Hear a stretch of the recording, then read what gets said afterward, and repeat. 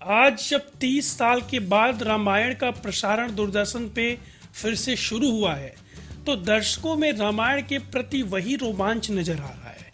तीन तीन पीढ़ियां एक साथ बैठ के रामायण देख रही हैं और दर्शक पुराने किरदारों राम, सीता, लक्ष्मण, रावण, मेघनाद सबको उसी प्रेम और उसी वात्सल्यता के साथ स्वीकार कर रहे हैं। रामायण में राम का किरदार तो महत्वपूर्ण था ही, मगर रावण का भी किरदार कम महत्वपूर्ण नहीं था। रावण का किरदार अपने आप में एक बड़ी चुनौती थी।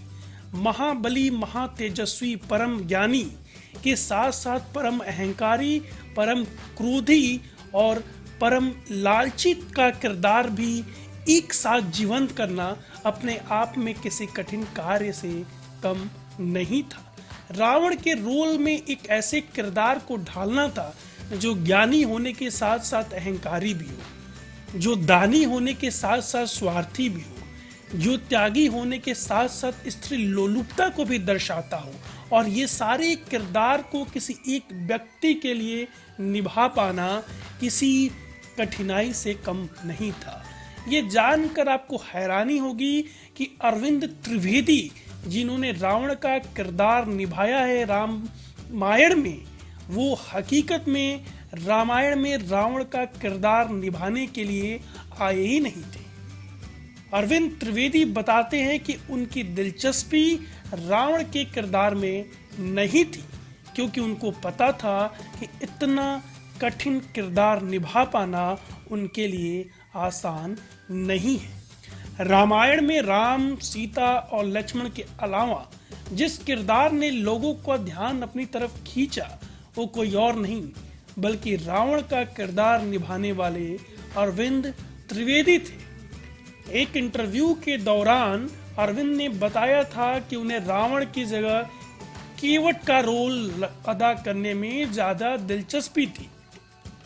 अरविंद त्रिवेदी ने इंटरव्यू में बताया था कि किस तरह उन्हें रावण का रोल मिला था, और अपने आप में यह जानना आपके लिए भी किसी आश्चर्य से कम नहीं है।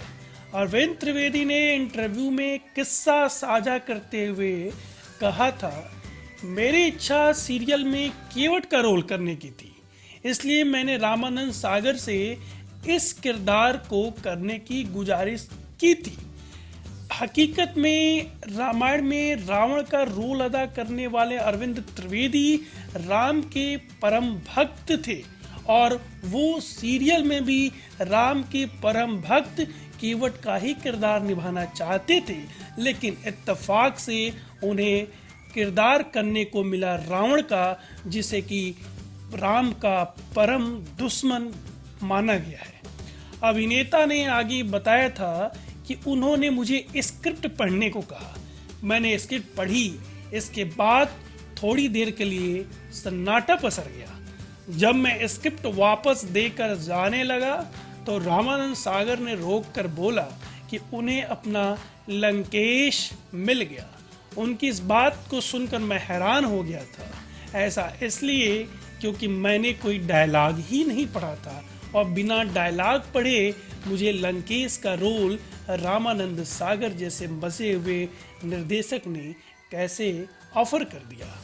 अरविंद त्रिवेदी ने कहा, जब मैंने रामानंद सागर से कहा कि मैंने कोई डायलॉग ही नहीं पढ़ा, जवाब में उन्होंने कहा कि वो मेरी चाल ढाल देखकर समझ गए थे कि वही उनके रावण बनने के योग्य हैं। उन्हें रामायण के लिए ऐसा रावण चाहिए जिसमें बुद्धि, बल और मुख पर तेज हो, और ये सारी क्वालिटी आप में विद्यमान है।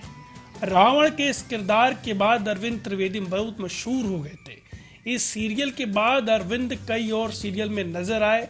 आपको बताते हुए कि लॉकडाउन की वजह से रामायण शो के दोबारा शुरू होते ही दूरदर्शन की टीआरपी में जबरदस्त इजाफा हुआ है। अरविंद त्रिवेदी ने जब रावण का किरदार निभाया रामायण में तो उन्होंने उस किरदार को बिल्कुल ही जीवंत किया है। रावण के रूप में उनका अहंकार, उनका घमंड और उनका ज्ञान, तीनों ही चीजों को जीवंत किया है अरविंद त्रिवेदी ने। एक प्रसंग है कि जब भी राम से मिलके चाहे मेघनाद, चाहे अतिके, चाहे कुंभकर्ण कोई भी वापस आता है और वो कहता है कि श्री राम स्वयं भगवान का रूप है, आप उनके वध की इच्छा छोड़ दीजिए और सीता को वापस कर दीजिए। तो रावण का दंभ और अहंकार भरा आवाज की श्री मत लगाओ उसके सामने, वो हमारा दुश्मन है, लोगों का मन मोह लेता था।